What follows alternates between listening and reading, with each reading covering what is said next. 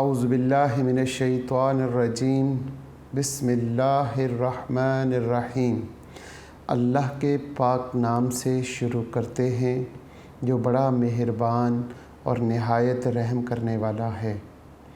Unique group of institution की तरफ से ये ऑनलाइन लेक्चर्स अज़ीज़ तलबा व तालबात आपकी तालीम और तरबियत के लिए आप तक प्रोवाइड किए जा रहे हैं। मैं हूँ प्रोफेसर राजा वाजिद अली। आप सब बच्चे मुझसे स्टैटिस्टिक्स यानी कि शुमारियात पढ़ते हैं। हमारी क्लास है फ़र्स्ट ईयर की और क्लास फ़र्स्ट ईयर में हम सेकंड 50% का सिलेबस जो कि चैप्टर नंबर 6, 7, 8 और 9 पर मुश्तमिल है, इसमें हम चैप्टर 6 कर चुके हैं और चैप्टर 7 जिसका नाम प्रोबेबिलिटी है हम वो कर रहे हैं और इसके भी तकरीबन 40 क्वेश्चंस हम कर चुके हैं। मज़ीद हमारे तकरीबन 15 एक सवाल और हैं क्योंकि ये 57 क्वेश्चन हैं, तो 15-18 क्वेश्चंस हैं। इंशाअल्लाह आने वाले कुछ लेक्चर्स में ये चैप्टर कंप्लीट हो जाएगा। आज के लेक्चर का आगाज़ हस्ब मामूल हम अपनी दुआ से करेंगे और दुआ है इल्म की दुआ। अल्लाहुम्मा उर्ज़ुक़नी, ऐ मेरे प्यारे अल्लाह हम सबको अता कर दे इल्मन नाफ़ियन, इल्म नफ़े वाला, इल्मन नाफ़ियन, वासियन वसी, हमीकन गहराई वाला। हम अपने परवरदिगार से दुआ करते हैं कि ए अल्लाह हमें इल्म अता फ़रमा और इल्म कि ये 3 खूबियाँ हों। नंबर 1 वो नाफ़े हो, नफ़े वाला, जिससे मुझे भी नफ़ा मिले और मेरे इर्द गिर्द रहने वाले तमाम इंसानियत को, तमाम कायनात के ज़र्रे ज़र्रे को मेरे इल्म से नफ़ा मिले और ता क़यामत इस नफ़े को जारी फरमा दे। इसके साथ साथ मुझे महदूद इल्म नहीं चाहिए, इल्मन नाफ़ियन वासियन और वसी, बहुत वसी, इतना वसी कि मशरिक़ों से शुरू हो और मगरिबों तक।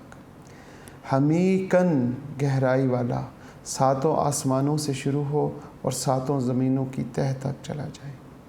इतनी गहराई वाला इल्म हमें अता फ़रमा, आमीन। आज के लेक्चर का हम आगाज़ करते हैं। लास्ट लेक्चर में हमने क्वेश्चन नंबर 44 क्वेश्चन है और 44 क्वेश्चन का ए पार्ट हमने किया था।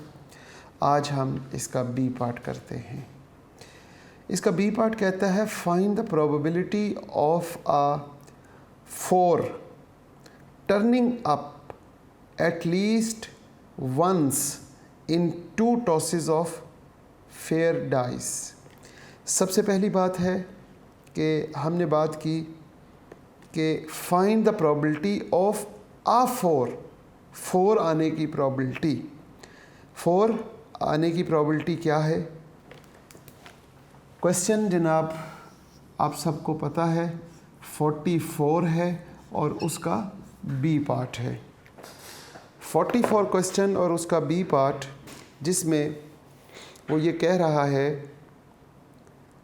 कि फाइंड मालूम करें द प्रोबेबिलिटी ऑफ आ 4 आने की प्रोबेबिलिटी। 4 आने की प्रोबेबिलिटी क्या होगी? प्रोबेबिलिटी ऑफ 4, टोटल आउटकम 6, 4, उन 6 आउटकम में एक ही बार 4 है तो 1/6। प्रोबेबिलिटी इसके साथ हमें पता है नो 4 या other than 4, 1 minus probability of 4 is equal to 1 minus 1/6। यहाँ पे 6 एलसीएम, यहाँ पे आपके पास क्या होगा 6 - 1 और ये 5/6। प्रोबेबिलिटी ऑफ नॉट या नो 4, 4 ना आने की प्रॉबिलिटी है 5/6 और 4 आने की प्रॉबिलिटी है 1/6।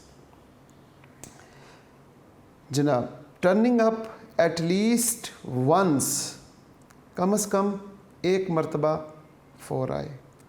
इन 2 tosses of the fair dice, जब 2 टॉसेस होगा तो ये था सिंगल, यहाँ पे 2 tosses, probability of 4 in 2 tosses, in 2 tosses।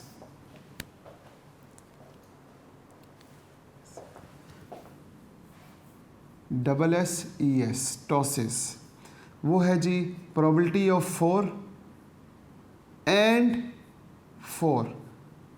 पहली टॉस पे 4 आ गया और दूसरी टॉस पे भी 4 आ जाए, इसका मतलब हुआ 1/6 into 1/6, 1/36। probability of no 4 in 2 tosses, इसमें क्या होगा, probability of no 4 intersection no 4, पहली बार भी 4 नहीं आया, no 4 into probability of not या नो 4। इसका आंसर हमारे पास ऑलरेडी है 5/6 इंटू 5/6, तो ये 25/36 आ जाएगा। Probability of no 4 in 2 tosses.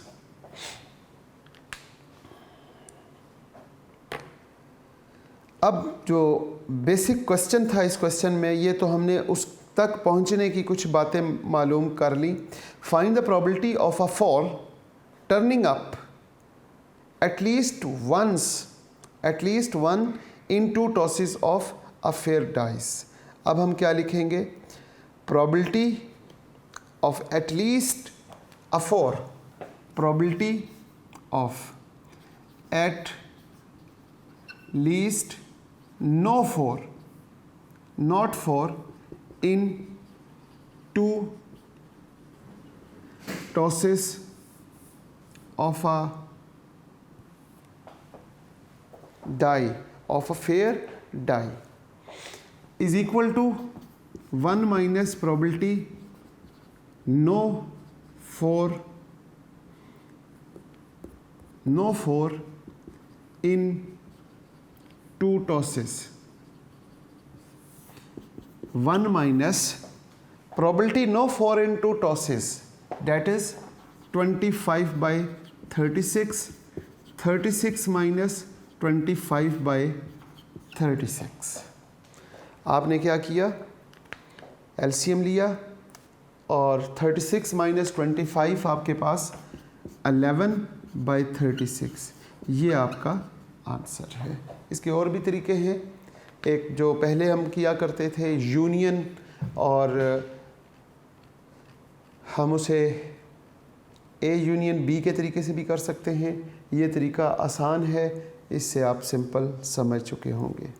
Next हमारा question that is called question number 7.45।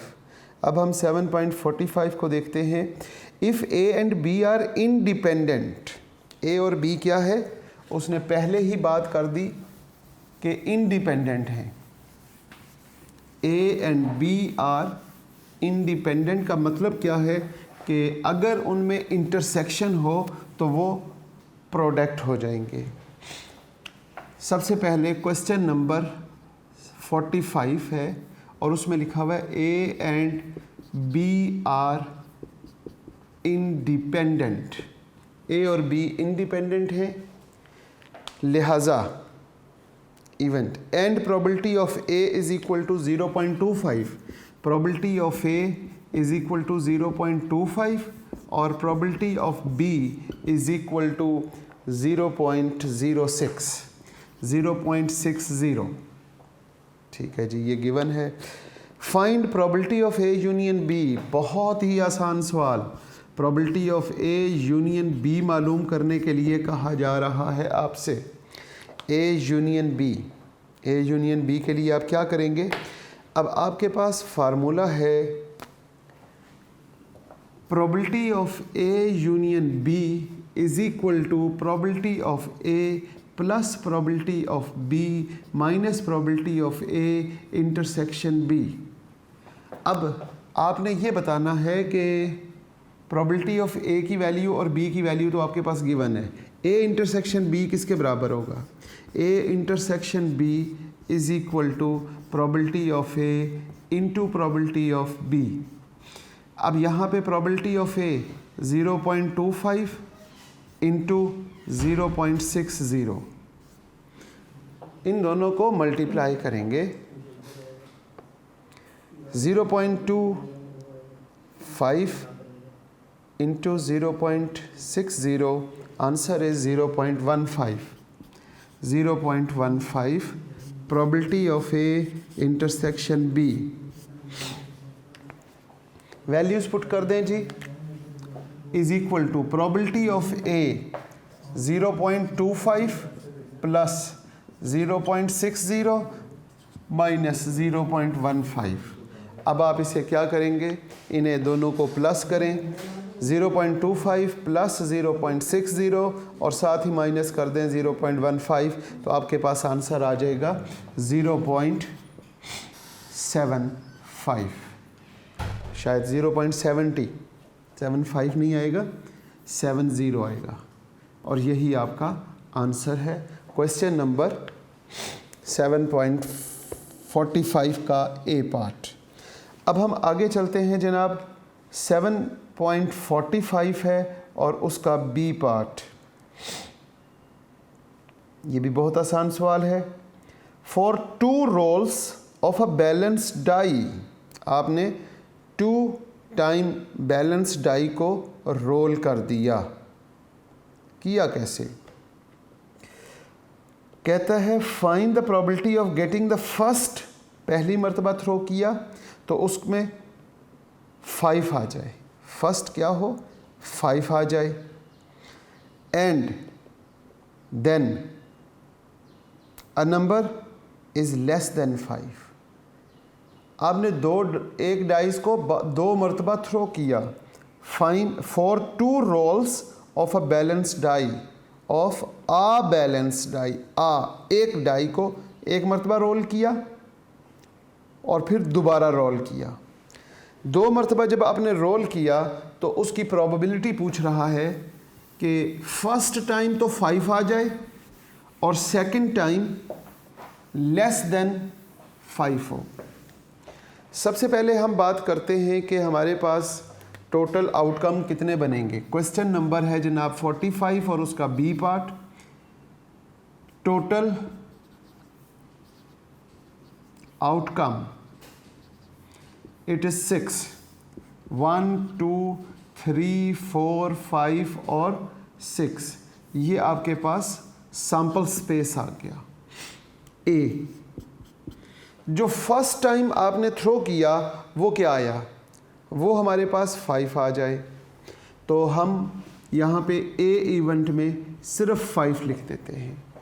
और B is the second time, जब हमने सेकंड टाइम डाइस को रोल किया तो उस पे क्या आए? अ नंबर लेस देन 5, 5 से कम होना चाहिए। और बी हमारे पास क्या होगा? 1 2 3 एंड 4। ये आपके पास ए और बी आ गया। सवाल क्या है? सवाल जनाब फर्स्ट पे 5 हो और सेकंड पे लेस देन 5 हो। तो यहाँ पर देखते हैं probability of A is equal to 1/6, probability of B is equal to 1 2 3 4, 4/6। और पूछा जा रहा है probability of A intersection B. ये आपको पता है probability of A into probability of B के इक्वल होता है। अब आप देखेंगे प्रोबेबिलिटी ऑफ ए आपके पास क्या है? 1/6 इंटू 5/6। दोनों को मल्टीप्लाई कर दें, 5/36, ये आपका आंसर है क्वेश्चन नंबर 45 और उसका B part. So simple question, एक डाई को रोल किया, टोटल आउटकम 6 बने, वो 6 ये हैं। कहता है एक डाई को पहली मरतबा थ्रो करें तो 5 आ जाए, फिर उसको उठा के दूसरी मरतबा थ्रो करें तो लेस देन 5 हो। तो पहला इवेंट ए बन गया, दूसरा इवेंट बी बना लिया। ए की प्रोबेबिलिटी हमारे पास 1/6, बी की प्रोबेबिलिटी 4/6। देखा यहाँ गलती हो रही थी, ये 6 है जी, 4/6, 4/6। तो अगर ये 4/6 है तो यहाँ पर भी हमें 4/6 लिखना चाहिए था और यहाँ पे भी हमें 4/6 आंसर। ये थोड़ी सी गलती हो रही थी जी। सी पार्ट, अब ये क्वेश्चन क्लियर हो गया सब बच्चों को। इसी का सी पार्ट पढ़ते हैं। इफ़ 2 कार्ड्स आर ड्रॉन, हमने क्या किया, 2 कार्ड ड्रॉ किए, very good, from a ordinary deck of 52 playing cards, what is the probability that they will both a diamond, दोनों के दोनों डायमंड हों।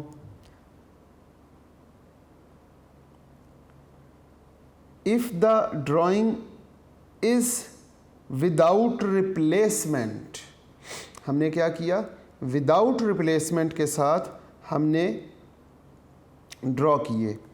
2 कार्ड्स आर ड्रॉन, सबसे पहली बात तो हमें ये पता चल गई कि हमने 2 कार्ड्स ड्रॉ किए। जब हमने 2 कार्ड्स ड्रॉ किए तो कम्बिनेशन लगाएंगे, ठीक हो गई बात।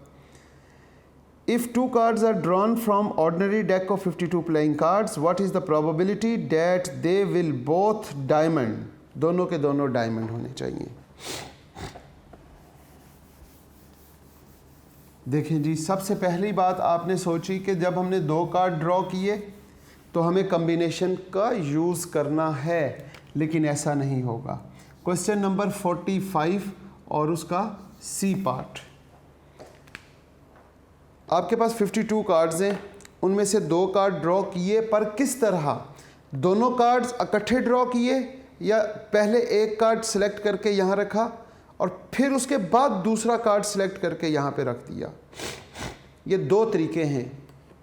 यहाँ पे उसने कहा 2 cards are drawn at a time या नहीं, नहीं, क्योंकि लफ्ज़ आ गया विदाउट रिप्लेसमेंट, यानी 2 कार्ड ड्रॉ करने हैं विदाउट रिप्लेसमेंट, रिप्लेस नहीं करना।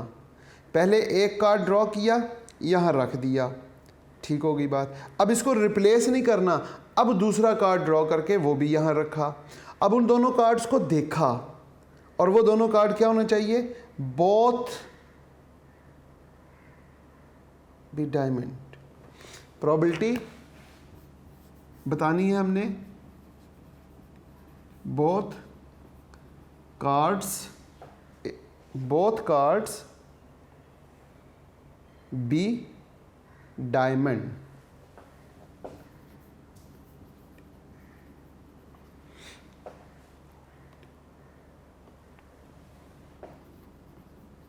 Diamonds is equal to question mark. ये हमारा क्वेश्चन है। हम देखते हैं कि हमारे पास डायमंड्स के कार्ड कितने होते हैं।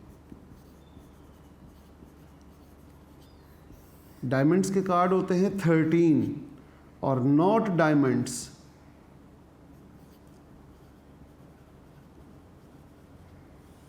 आई थिंक 39, टोटल 52, 9, 10, 11, 12, 2, 1 कैरी इधर हो गया, 12 का मतलब 2 इधर आ गया, ये 4 और ये 5, 52 टोटल हो गए। प्रोबेबिलिटी बतानी है हमने किसकी, डायमंड 1 की एंड डायमंड 2 की। कैसे बताएंगे, probability of diamond 1 into probability of diamond 2, जबकि डायमंड 1 बाहर आ चुका है। डायमंड 1 की प्रोबेबिलिटी क्या होगी, टोटल कार्ड 52 है, क्योंकि एक ही कार्ड ड्रॉ किया, कम्बिनेशन नहीं लगाएंगे। और 13, टोटल कार्ड 52, जिनमें से 13 डायमंड कार्ड हैं। अब वो यहाँ से एक कार्ड ड्रॉ किया, यहाँ रख दिया। अब दोबारा एक कार्ड ड्रॉ करेंगे। अब दोबारा एक कार्ड ड्रॉ करते हैं तो अब हमारे पास टोटल कितना है? अब हमारे पास टोटल है जनाब 51 कार्ड्स, और डायमंड्स के कार्ड कितने हैं? 12। तो 12/15। अगर हम इसे कैलकुलेट करने की कोशिश करें तो पहली बात तो ये है कि सब बच्चों को मालूम है कि हमने सिंपल इसको मल्टीप्लाई करना है। कैसे करेंगे? 13 को 12 के साथ, 13 × 12, ये हमारे पास आ गया 156। और नीचे हम क्या कर सकते हैं? 52 × 51, ये हमारे पास आ गया 2652। अब हम इसे सिंपलेस्ट फॉर्म में लिखना चाहते हैं तो कैसे लिखेंगे? 156 / 2652, 1/17 आंसर आ जाएगा। मेरा ख्याल है कि ये क्वेश्चन आप बच्चों को समझ आ गया होगा। और ये था क्वेश्चन नंबर 45 था और इसका बी पार्ट। अब हम देखते हैं जनाब क्वेश्चन नंबर 46। क्वेश्चन नंबर 46 बहुत ही खूबसूरत सा सवाल है। A, B एंड C, इसको नेक्स्ट लेक्चर पे करते हैं क्योंकि लेंथी है और हो सकता है ये क्वेश्चन और इसके साथ A and B throw 47 question, ये दोनों क्वेश्चन हम नेक्स्ट लेक्चर में करेंगे। अभी हम करते हैं क्वेश्चन नंबर 48। क्वेश्चन नंबर 48 भी बहुत आसान सा सवाल है जनाब। नंबर 1 उसने बातें दी हुई हैं। Given probability of A is equal to 0.6, फिर कहता है probability of B is equal to 0.4, आगे कहता है probability of A intersection B is equal to 0.24। Next, find the probability of A given B and B given A and probability of A union B। What is the relation between A and B, A और B में relation भी बताएं। ये अहम सवाल है paper के लिए, पेपर के पॉइंट ऑफ व्यू के लिए। पॉइंट ऑफ व्यू के साथ पेपर के पॉइंट ऑफ व्यू को देखते हुए इस क्वेश्चन की अहमियत बहुत ज़्यादा है जनाब। Probability of A, it is question number 7.48 हमारे पास जो है क्वेश्चन नंबर 7.48 है। इसमें कुछ चीज़ें गिवन है, वो आप देखें क्या है। प्रोबेबिलिटी ऑफ ए, बी और A intersection B. Probability of A given है, प्रोबेबिलिटी ऑफ बी गिवन है, probability of A intersection B given है। अगर आप देखें तो प्रोबेबिलिटी ऑफ ए हमारे पास 0.60, नेक्स्ट 0.40, यहाँ पे 0.40 और ए इंटरसेक्शन बी 0.24, ये तीनों चीज़ें गिवन हैं। अब हम बारी बारी देखते हैं कि क्या मालूम करना है। नंबर 1 हमने फर्स्ट नंबर पे मालूम करना है जनाब probability of A given B. अब इसका फार्मूला हमें आना चाहिए, probability of A intersection B over probability of B. A intersection B 0.24 और प्रोबेबिलिटी ऑफ बी 0.40। जब इन दोनों को आप डिवाइड करेंगे तो आपके पास आंसर आ जाएगा 0.24 डिवाइडिंग बाय 0.40, आंसर इज़ 0.60। ये आपके फर्स्ट पार्ट का आंसर है 0.60। अब हम देखते हैं सेकंड पार्ट। इसमें कहता है probability of A given B के बाद बी गिवन ए। यहाँ पे हम लिखेंगे probability of A intersection B, इसका फार्मूला है, और probability of A. Probability of A intersection B तो वही है 0.24 और dividing by probability of A 0.60 और यहाँ पे आंसर आ जाएगा 0.40। ये हमारा सेकंड पार्ट। अब थर्ड थर्ड पार्ट में वो कहता है ए यूनियन बी मालूम करें। Probability third part, A union B, जनाब probability of A plus probability of B और minus probability of A intersection B. Probability of A आपके पास क्या है 0.60 प्लस 0.40 माइनस 0.24, तो यहाँ पर 76 ये आना चाहिए 0.76। जब हमने इन दोनों को जी प्लस करके माइनस किया तो 0.76, और इसका लास्ट पार्ट यानी फोर्थ पार्ट है जनाब, what is the relation between A and B. A और बी के दरमियान क्या रिलेशनशिप है। तो जब रिलेशनशिप पूछी जाए तो इसका मतलब ये होता है कि आपसे ये पूछ रहा है कि ये डिपेंडेंट हैं या इंडिपेंडेंट। तो उसको कैसे मालूम किया जाएगा, हम देखते हैं probability of A intersection B, it's must be equal to probability of A into probability of B. अगर ऐसा होगा तो हम कहेंगे A and B are independent, और अगर ऐसा इक्वल ना हुआ तो हम कहेंगे A and B are dependent. अब चेक करते हैं probability of A intersection B, यहाँ पे 0.24 और यहाँ पे 0.60 इंटू 0.40। 0.24 इज इक्वल टू, इसको देखते हैं 0.24, सो हम क्या कहेंगे A and B are independent. A और बी जो है वो इंडिपेंडेंट हैं। ये था हमारा क्वेश्चन नंबर 48। इसके बाद हम बात करते हैं क्वेश्चन नंबर 49 की। 49 क्वेश्चन जो है उसको देखें ज़रा गौर से कि उसमें क्या लिखा हुआ है। Out of 28 G 49 question number 49, a random sample of 200 adults are classified below according to sex and level of education attended. If a person is selected at random from this group उसने दिया हुआ है mail और female. हमारे पास question number है 49, mail और female में education level elementary, secondary और कॉलेज।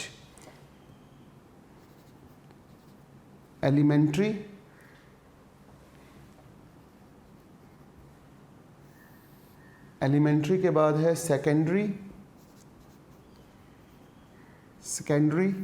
और नंबर 3 कॉलेज। यहाँ पे हम टोटल कर लेते हैं, यहाँ पर भी टोटल कर लेते हैं। 38, 28 और 22, 38, 28 और साथ हमारे पास है 22। इसी तरह 45, 50 एंड 17, 45, 50 एंड 17। टोटल हमारे पास जो लोग हैं वो मेरा ख्याल है उसने कहा हुआ है 200% से। इसमें देखते हैं जनाब, सबसे पहले है जी 38 प्लस 28 और प्लस 22, आंसर इज़ 88। अगर हम दूसरी तरफ देखें तो 45 प्लस 50 प्लस 17, इट्स 112। अगर 112 में जमा किया जाए किसे 88 को तो वो हमारे पास 200 पूरे हो जाते हैं। इसी तरह हम ऊपर रो वाइज टोटल कर लेते हैं। 38 में प्लस 45 तो ये हमारे पास 83 आ गया। फिर हमारे पास 50, 60, 78 आ गया।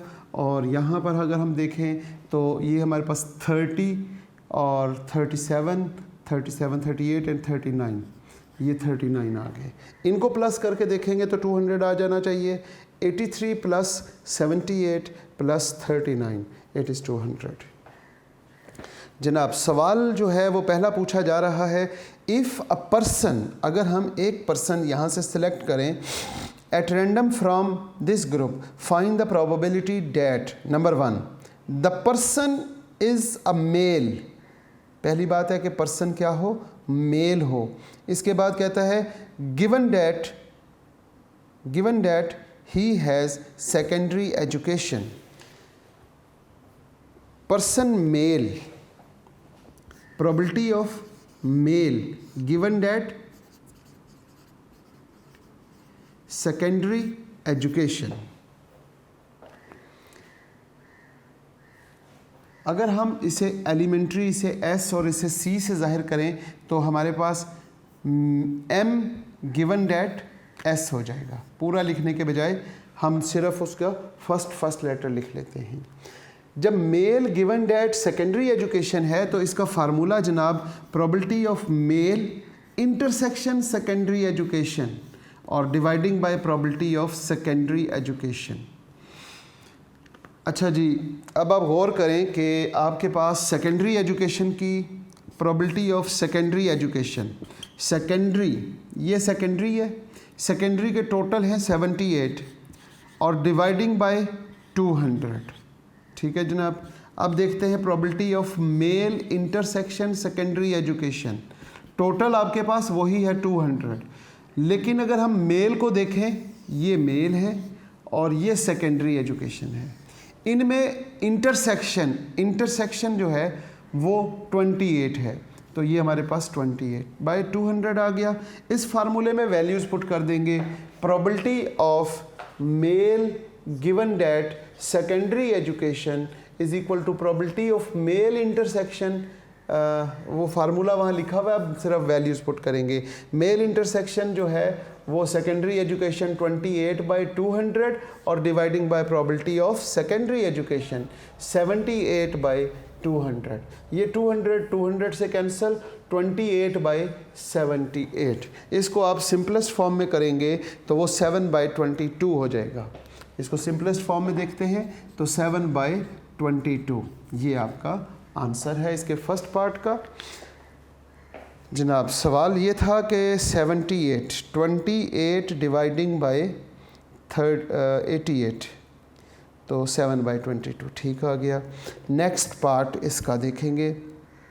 The person has college education given that the person is female.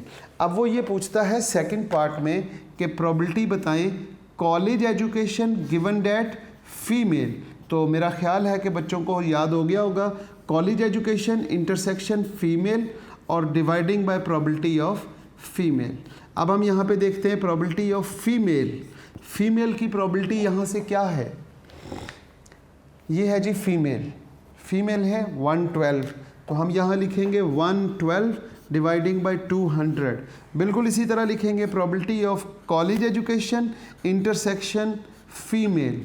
अब कॉलेज एजुकेशन कहाँ पर है, कॉलेज एजुकेशन जनाब ये वाली है, ये कॉलेज एजुकेशन है और फीमेल वो ये है, तो यहाँ पे इंटरसेक्शन बना तो इसकी वैल्यू होगी 17 बाय 200।